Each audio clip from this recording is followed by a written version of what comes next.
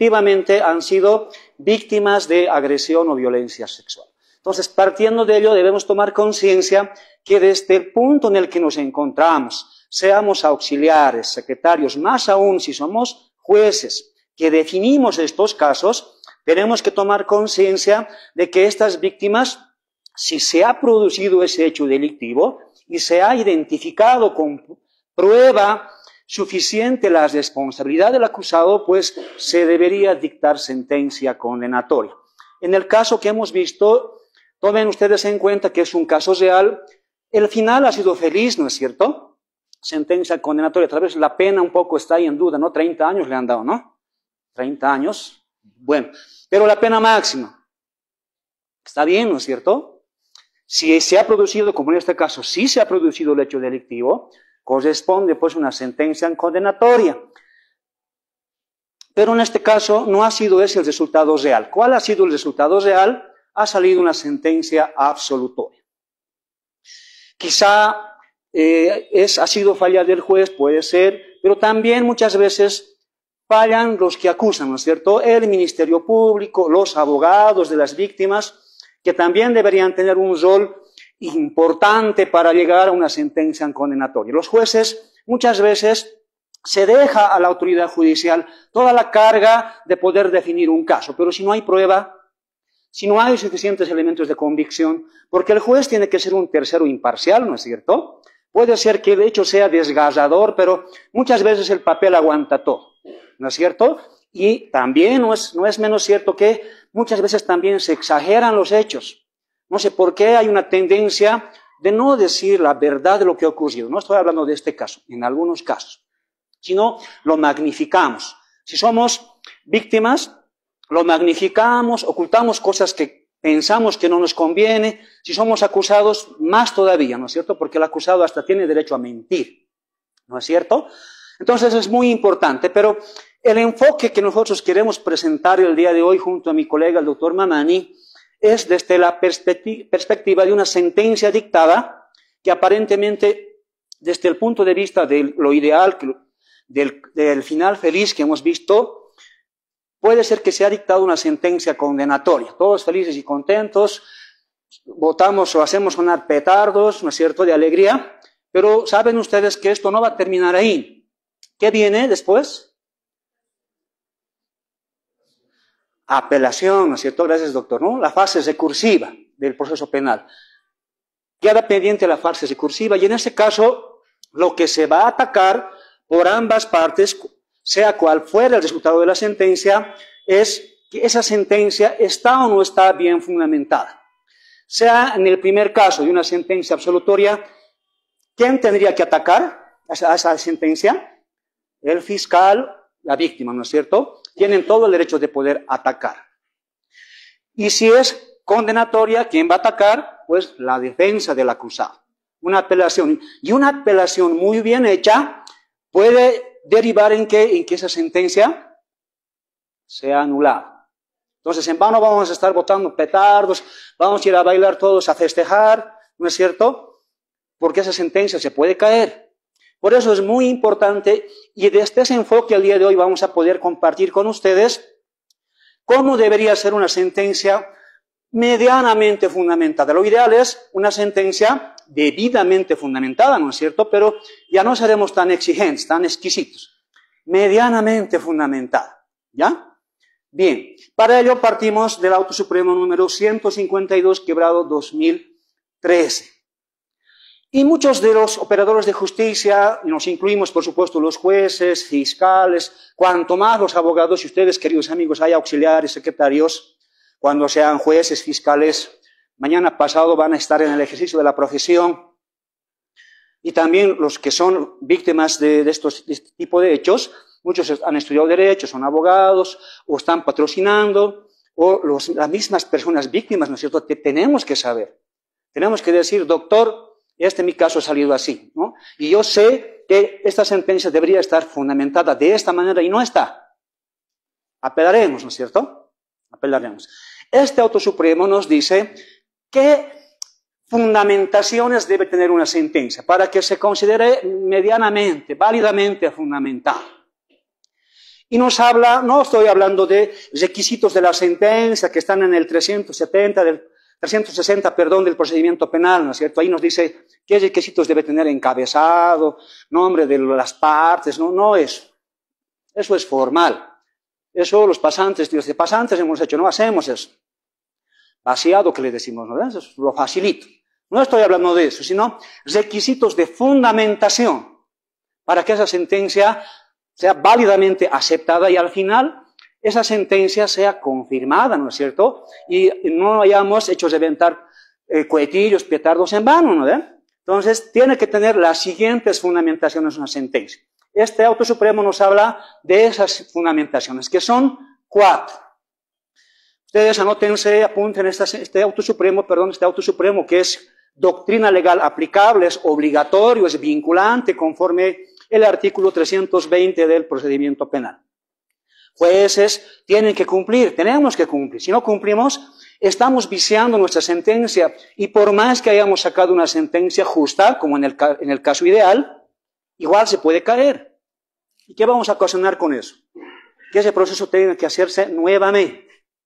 Con eso, ¿qué más vamos a ocasionar? Revictimización. Eso no puede ser, ¿no es cierto? Eso no es tolerable. ¿Cuáles son estas 4 fundamentaciones? Primera fundamentación, referente a la prueba. Una fundamentación descriptiva. ¿De qué? De la prueba. ¿No es cierto? ¿Cuál es la prueba? Pues la prueba que nos presentan en el juicio, como hemos visto, testigos, prueba. Algún acta, algún informe, alguna pericia. En temas de violencia sexual, muy importante, ¿no es cierto? Una pericia, por ejemplo, una pericia respecto a la colecta que se hubiera podido realizar de las prendas de la víctima con el agresor. Una comparación genética, por ejemplo. Una prueba muy importante que podría hacerse y lamentablemente no se hace. ¿Con qué se conforma el Ministerio Público? Con la declaración de la víctima, ¿no? Y muchas veces se perjudican casos por conformarse con eso. Lamentablemente, tantos estándares internacionales y demás de protección a la mujer que estamos flexibilizando demasiado con un grave riesgo de cometer un error judicial, ¿no? Condenar a inocentes. Eso tampoco se quiere, ¿no es cierto? Porque tenemos hermanos, tenemos hijos, tenemos padres, tenemos amigos, nosotros mismos, que no podríamos tolerar tampoco una sentencia injusta, ¿no? Que nos condenen por un hecho que no hemos cometido. Entonces, la fundamentación descriptiva tiene que ver con la prueba. ¿Qué elementos de convicción se han producido en el juicio? Hay que detallar, ¿no es cierto? Pero no solo es decir, MP1, la acta de intervención, de acción directa de fecha tantos. Eso será una fundamentación descriptiva. Eso es meramente enunciativa, ¿no es cierto? Es como decir Franklin Signani Velasco. Los que no me conocen, ¿quién será Franklin Signani Velasco, no es cierto? ¿Quién será? Pero si decimos que tiene que ser descriptiva, tenemos que ver que la sentencia tenga esa descripción de qué información brinda ese documento. Entonces, acta de intervención, acción directa, donde en la reseña del caso dice lo siguiente. Vamos a ver que hay una reseña de caso, nos establece datos, ¿no? Hay una información. Más adelante vamos a ver si esa información es importante o no es importante. Eso es un segundo paso. El primer paso, la primera fundamentación, entonces, es descriptiva de la prueba. Tenemos que describir. Y respecto a testigos, no basta con decir en nuestra sentencia, testigo Juan Pérez, testigo 2, Franklin Signani, testigo 3, Javier Mamani. ¿Eso acaso será una fundamentación descriptiva? No lo es, ¿no es cierto? No es. Y muchas veces los jueces, por tiempo, por flojera, lamento decirlo, y muchos incurrimos en ese defecto, no decimos, no ponemos en nuestra sentencia qué es lo relevante que ha dicho esa persona. Ese testigo que habrá referido. Tenemos que poner. La sentencia tiene que estar con la descripción de lo relevante que ha mencionado el testigo. Veo algunas sentencias que copian textual, no hablen comillas, y desde que se ha presentado hasta el final hay preguntas impertinentes, preguntas que no tienen relación con el caso, todo está atrás, que tampoco es eso, ¿no es cierto? Ya se van al extremo y cosas impertinentes están en la sentencia o aspectos que no tienen nada que ver para resolver el caso. Y este auto supremo nos dice que tiene que estar lo más relevante de lo que ha referido el testigo. Los aspectos que están subrayados ustedes van a verificar, pero les pido que lean, ¿no? Ustedes en su casa, en sus oficinas, cuando tengan tiempito, lean ese auto supremo, ¿no? Para saber, tener idea de cómo tiene que ser una sentencia para ser considerada válida. Y luego, que no se caiga esa sentencia. Después de ello viene la fundamentación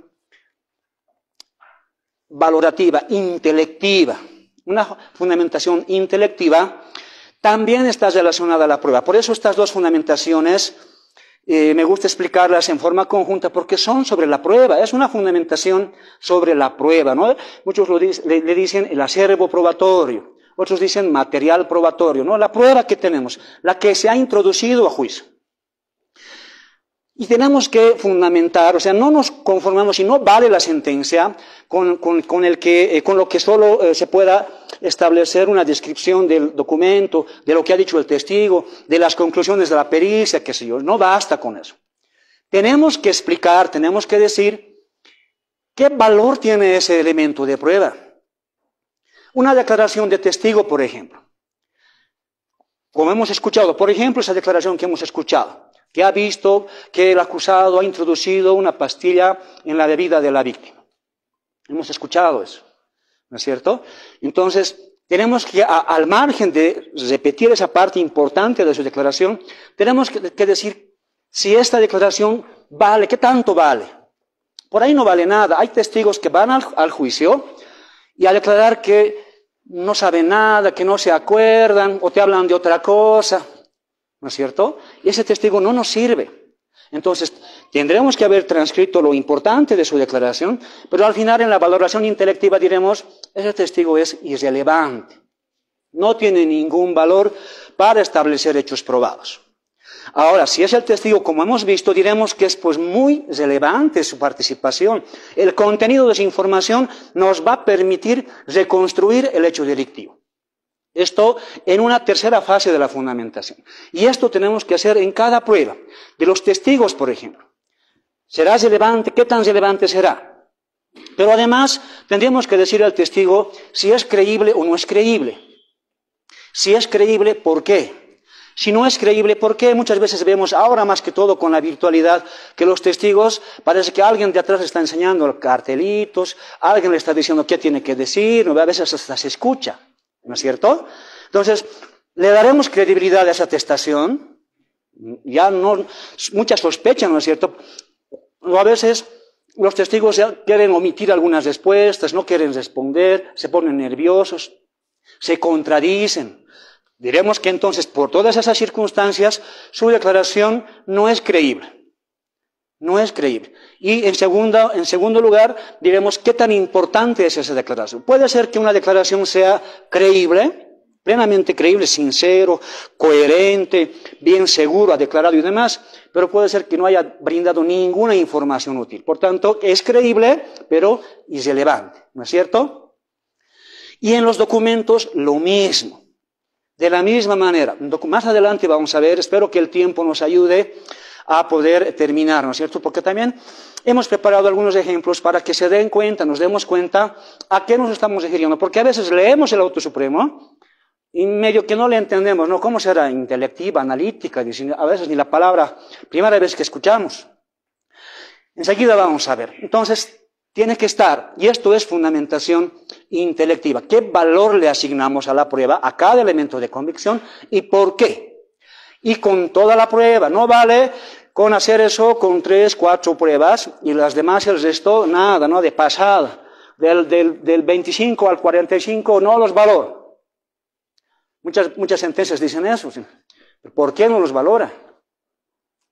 No dice por qué. Puede ser que no les dé valor. Puede ser que sea irrelevante, etcétera. Pero hay que decir por qué. ¿No es cierto? Esa es una fundamentación intelectiva y la fundamentación intelectiva también tiene que ver con la siguiente fundamentación, ¿no? Por eso va concatenado.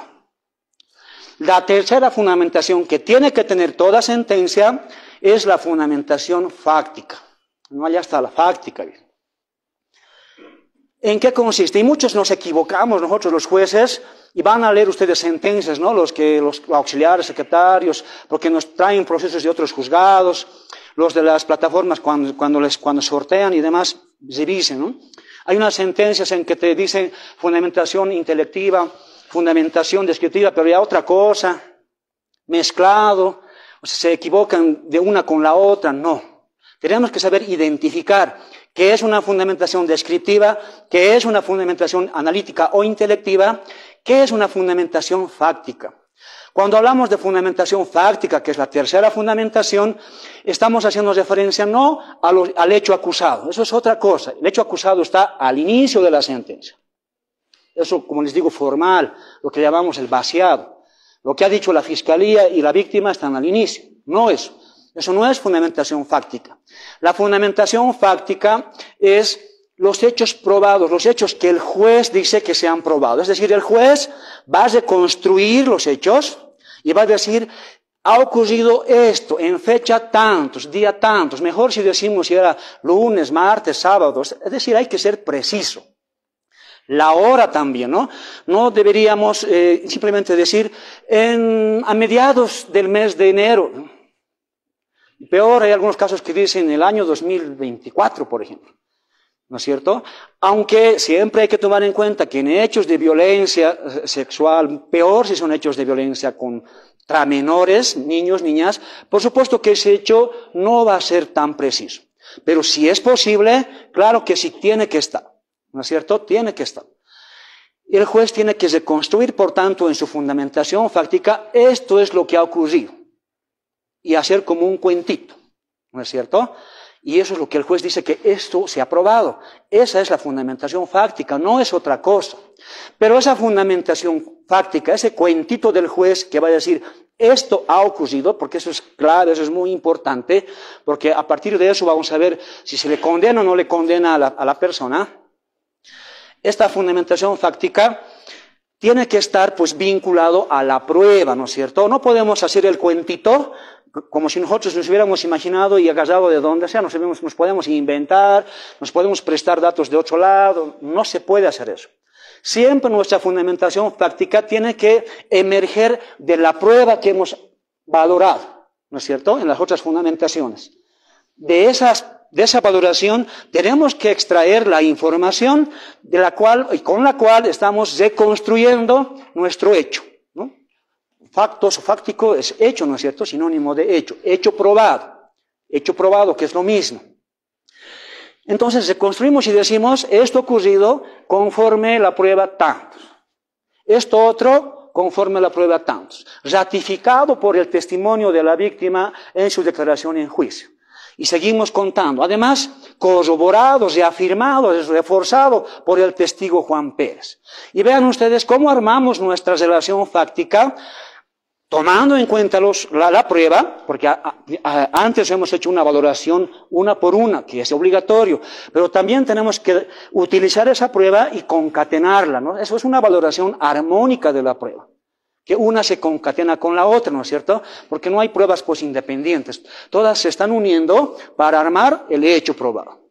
Y de esa manera se debe realizar una fundamentación fáctica, que es lo que tenemos acá, ¿no es cierto? Y debes responder de esa fundamentación descriptiva e intelectiva fundamentalmente para poder armar nuestra fundamentación fáctica. Ahora, puede estar adelante, atrás, al medio, puede ser, pero considero que lo recomendable es que primero se hagan las fundamentaciones sobre la prueba, descriptiva e intelectiva. Y después, ¿por qué? Porque sobre la base de lo que hemos dicho que esto es relevante, porque los irrelevantes no vamos a tomar en cuenta, sobre los relevantes, muy relevantes, medianamente relevantes, esos vamos a agarrar y vamos a utilizar para armar nuestra fundamentación fáctica, ¿no es cierto? Y con ello vamos a ir a nuestra cuarta fundamentación. La cuarta fundamentación de toda sentencia, y es también importante, bueno, todas son muy importantes, como vamos a ver enseguida, y aquí en este auto supremo lo dice, a falta de cualquiera de estas fundamentaciones, esa sentencia es nula. Y un abogado experto, un abogado perito, puede apelar y puede hacer caer esa sentencia. Entonces tenemos que tener mucho cuidado y ser muy responsables todos los que estamos en el sistema de justicia. ¿no es cierto? La fundamentación cuarta es la jurídica. La jurídica, y con el doctor Javier van a ver enseguida, vamos a ver en forma específica una fundamentación jurídica, pero así en general la fundamentación jurídica es la subsunción, ¿no es cierto? Hemos escuchado desde la universidad, desde el pregrado, subsumir, adecuar, ¿no es cierto? En el tema de la tipificación, tipicidad, el hecho que hemos dicho que está probado en la fundamentación fáctica, ese hecho, vamos a verificar ¿a qué tipo penal se acomoda? ¿Será violación? ¿Será tentativa de violación? ¿Será abuso sexual? Muchas veces se confunden. Dicen todos abuso sexual, cuando no es abuso sexual. Puede ser otros tipos penales menores. O a veces dicen abuso sexual, pero es una violación. Por no realizar una buena subsunción, una adecuación de los elementos constitutivos del tipo penal al hecho. Eso es una fundamentación jurídica, pero a veces vemos en las sentencias, en nuestras sentencias, y confundimos una fundamentación jurídica buena poniéndole sentencias de la Corte Interamericana, ¿qué dijo el Carlos Creu sobre ese delito? ¿Qué dice el convenio Belém do Pará? Y nos sentimos felices y decimos, mi sentencia tiene 100 páginas, pero es pura transcripción de aspectos generales, ¿no es cierto?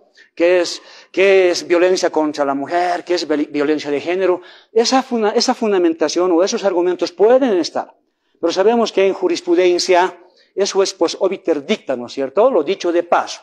Puede estar como no puede estar. Lo que no puede faltar es una fundamentación jurídica verdadera, es decir, subsunción y una correcta adecuación a los elementos constitutivos del tipo penal en cuestión, ¿no es cierto?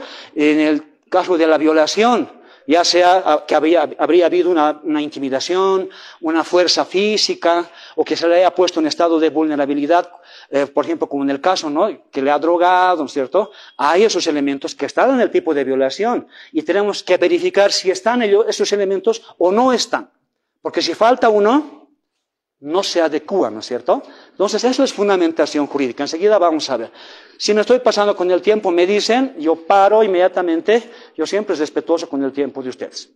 Entonces, con ello vamos a los ejemplos, ¿no? Y con eso voy a tratar de terminar, porque yo sé que ustedes quieren irse, como siempre. Ejemplo, nos iremos al ejemplo 2. He preparado 2 ejemplos en casos ordinarios, y he preparado un ejemplo en casos de violencia contra la mujer. Vámonos al caso de violencia contra la mujer. Vámonos al caso 2, por favor. Porque si no nos vamos a quedar hasta las 11 o quieren quedarse. Porque el doctor Mamani, él es más interesante todavía. ¿No es cierto? Más interesante. Ejemplo 2. Fundamentación descriptiva e intelectiva de la prueba. ¿Cómo se podría realizar? ¿Podemos hacerlo solo en una pantalla, por favor? No dividida. Tal vez atrás no están pudiendo leer. Lo agrandamos, por favor. ¿Se leía? ¿O quieren que sea como hace rato? ¿Sí? Ya, perdón, entonces volveremos. Mil disculpas. Ah, sí, ¿no? Más grande, ¿no? Eso de no estar al día con la tecnología, ¿no? Me falta hacer cursos de ofimática, muchas gracias. Entonces, ejemplo 2. ¿Cómo sería entonces más o menos una fundamentación? Más o menos. Hay que mejorar, hay que hacerlo bien. Porque nuestra sentencia tiene que hablar por nosotros, ¿no es cierto? Esa sentencia tiene que ser, hasta tenemos que ganar el concurso de enfoque de género, ¿no ves? De sentencias. Fundamentación descriptiva e intelectiva de la prueba, eso. Prueba testifical del Ministerio Público. Por ejemplo, Victoria, una víctima. Y también este es un caso real. ¿Qué ha declarado? Declaró como testigo que conoce a la señora Laura cuando éste se presentó como el enamorado de su hija en el velorio de su hijo. Que después de unos 6 años él se casó con su hija, posteriormente ella, su hija y él se fueron a vivir juntos a la misma casa. El 9 de abril comenzó sus malestares. Recuerda que ese día el acusado estaba en la cocina y fue él quien le invitó un vaso de refresco. Y después de pasar unos minutos se sintió mal. Sentía una pesadez, sueño, por lo cual no recordó más y solo despertó al día siguiente en la tarde, momento en el cual reaccionó. Refirió que su hija salió de un parto, por lo cual no se percató que ella, no la madre, o sea que la víctima estaba mal. También refirió que cada sábado se ponía mal, o sea, ocurría lo mismo cada sábado, y que no recordaba nada, que a mediados de octubre volvió a pasar lo mismo y durante el almuerzo junto con el señor Laura, que es el acusado, ella nuevamente se sintió mal, volvió a sentir la pesadez. Avanzamos, por favor, Reina. ¿Ya? Por lo cual decidió irse a descansar a su habitación. Cuando subió se percató que Leonardo, el acusado, se encontraba en su habitación viendo televisión, es decir, el agresor ha sido encontrado en la habitación de la víctima, ¿no? Que es su suegra, o que era su suegra. ¿No es cierto? Alegando que su bebé estaba descansando y para no despertar al bebé se ha ido a dormir donde su suegra, ¿no? Eso es lo que les respondió. Y que la misma estuvo en un estado de inconsciencia, pero sintió que, es decir, la víctima estaba en un estado de inconsciencia, pero se daba cuenta. ¿Y que ha sentido? Que a alguien le tocó sus pies, ella pensó que era su nieta, sin embargo, al poco tiempo, no recuerda la hora exacta, sintió nuevamente que le acariciaron más arriba de sus pies y solo escuchó la voz del acusado, quien le dijo que no era su nieta. Y le pidió que baje de su cama porque estaba mal. Le ha dicho, no es tu nieta, te estás sintiendo mal, baja de tu cama. Eso le dijo. Pero ella sintió que entre sus piernas el acusado puso un objeto parecido a un globo con agua y ha reaccionado después y estaba sentada en la punta de su cama llorando. ¿Ya? Eso es lo que ha pasado, es lo que ha declarado la víctima. Entonces, ¿cómo podemos hacer una valoración de esta declaración, la declarado en juicio, ¿no? En nuestra sentencia, para cumplir con las fundamentaciones descriptiva e intelectiva? Esta descripción, esta narración cumple con una valoración descriptiva. Sí, ¿no es cierto? Claro, sí, pues cumple, porque estamos extrayendo los relatos, la información más relevante que nos va a ayudar a reconstruir, por tanto, porque otras sentencias van a ver ustedes que dicen declaración de la víctima, sus datos y hasta ahí, no se sabe qué habrá dicho o no habrá dicho. Cumple. Por eso es un ejemplo, les digo, de cómo podría ser algo medianamente aceptable. Y vamos enseguida con la valoración intelectiva. Para mí es ideal hacerlo así seguidito para no perder la secuencia, ¿no es cierto? Porque si lo hacemos después, ya nos vamos a olvidar o el lector va a perder el hilo de qué es lo que había dicho. Entonces, mejor hacerlo ahí al ladito, valoración probatoria intelectiva. Y esto hay que hacerlo con cada elemento de convicción. Entonces, podemos decir más o menos lo siguiente.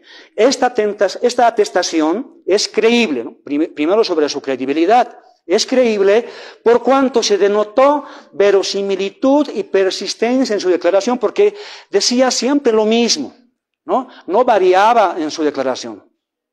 Decía lo mismo.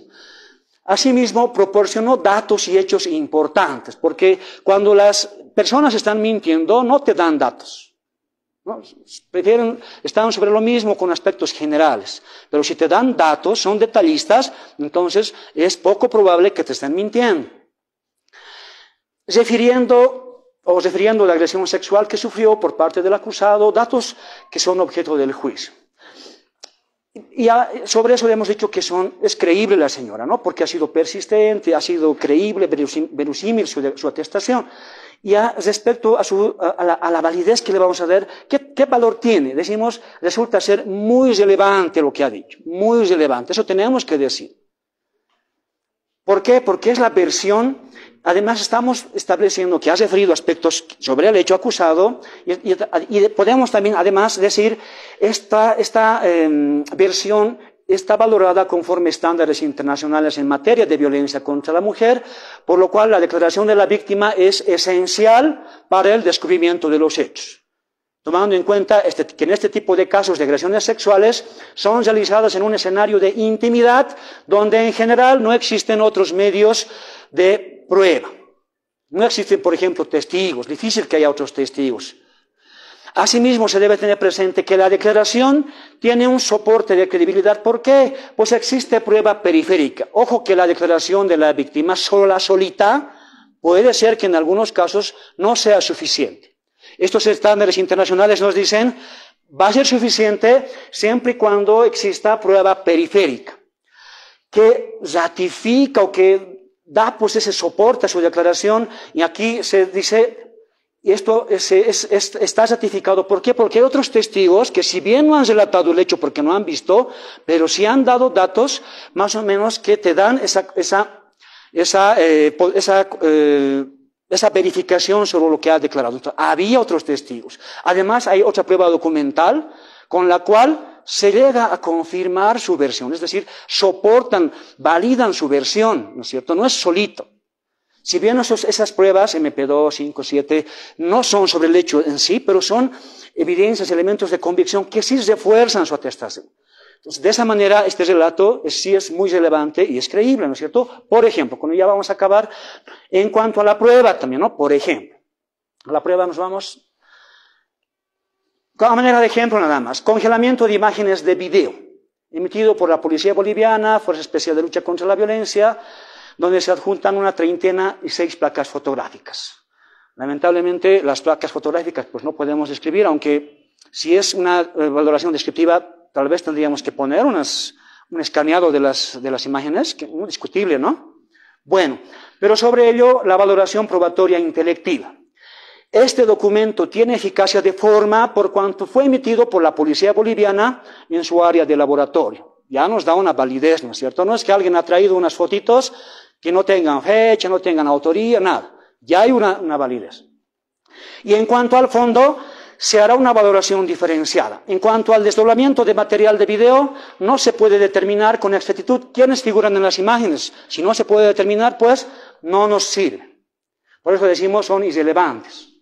Porque hay imágenes, pero no se ve el rostro. Entonces, irrelevantes, porque no nos aporta información. No podemos suponer, porque no hay otro elemento adicional. Y en cuanto al desdoblamiento de un DVD, si bien no es concretamente, no va relacionado al objeto de juicio, pero nos sirve como un antecedente del hecho. O sea, nos va a servir para poder armar un aspecto de nuestra fundamentación fáctica. A veces es importante establecer el hecho. Por ejemplo, en este caso, que estas personas vivían juntas, ¿no es cierto? Por eso estaba la víctima con el acusado. El acusado tenía acceso a la habitación. Y por ello, con eso terminamos, como ejemplo, una fundamentación fáctica. Decimos, por ejemplo, así puede ser nuestro primer hecho probado, ¿no es cierto?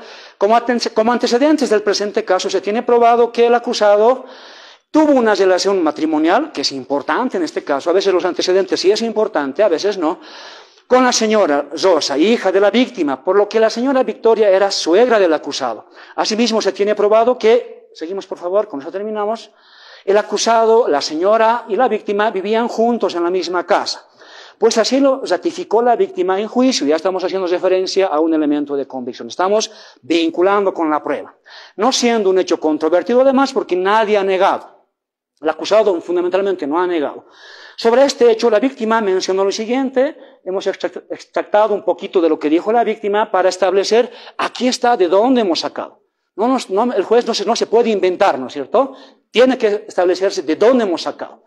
Este hecho también fue corroborado por el acusado, la señora Rosa y el segundo testigo de cargo, ¿ya? ¿Para qué vamos a poner nombres? En cuanto a este segundo testigo dijo lo siguiente. Y además decimos, este hecho queda acreditado, ya oleado y sacramentado con la prueba MP5. Y de esta manera tenemos que reconstruir nuestra fundamentación fáctica, ¿no es cierto? Haciendo esa valoración, conectando la prueba, lo que se llama una valoración armónica de la prueba. Para decir, esto es lo que ha ocurrido. Y eso en todos los hechos probados. Aquí falta justamente cuando ha ingresado a su cuarto y cuando le daba en el refresco cada sábado las pastillas, porque era médico este señor. Era médico este señor. Y para terminar, únicamente les digo que en este caso ha salido, por supuesto, una sentencia condenatoria. Pero si no está todas estas fundamentaciones, si el abogado de la otra parte es un buen abogado, se estudia, tiene estos autos supremos, ¿no? Esta jurisprudencia, tiene pericia en la técnica recursiva, muy probablemente pues, pueda hacer caer la sentencia y eso no debemos permitir. Ahora, si somos abogados defensores, ya sabemos, mujer, la reparación del daño se puede hacer ante el mismo juez. O sea, más bien nos ahorramos si somos jueces. Y no vamos a estar después haciendo audiencias y demás, ¿no? Simplemente ello, porque no se olviden del artículo 98 de la ley 348 que dice que el juez, después de ejecutoriado, tiene que calificar la reparación del daño. Mil disculpas por quitarle tiempo aquí al doctor y gracias amigos. Gracias.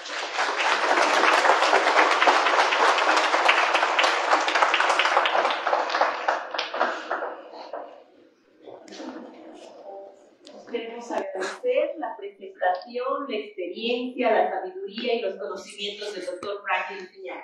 Ahora vamos a pasar a la segunda parte, que es la presentación sobre la adecuación de las conductas de uso de los tipos penales. Específicamente vamos a hablar sobre el tipo penal de violación. ¿Sí? Muchas gracias. Les pido paciencia porque al finalizar van a recibir los certificados correspondientes por parte de la doctora José. Muchas gracias. Muy bien, tengan muy buenas noches. Mil disculpas. Bueno, yo voy a desarrollar un tema tal vez que muchos los abogados a lo menos hemos llevado en derecho penal, pero siempre digo, pero nuestros docentes se han equivocado en explicarnos para qué nos va a servir el análisis del tipo penal.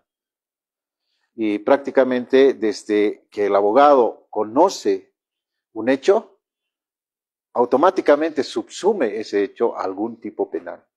Y si no lo conoce el tipo penal, obviamente va a adecuar no correctamente, y obviamente el resultado va a terminar en otro lado. Entonces, por un lado. Por otro lado, desde el Ministerio Público también tiene que conocer el tipo penal, porque no lo califica porque quiere calificarlo, o por lo que la parte lo dice. ¿Por qué lo va a adecuar? Porque precisamente de acuerdo a los hechos que se presentan, obviamente va a buscar el que más se asimila y el que más se adecúa. Pero es otro de los segundos filtros que precisamente es la Fiscalía. Y otro de los, ¿no? Formula querella. El Ministerio Público, al momento de admitir la denuncia,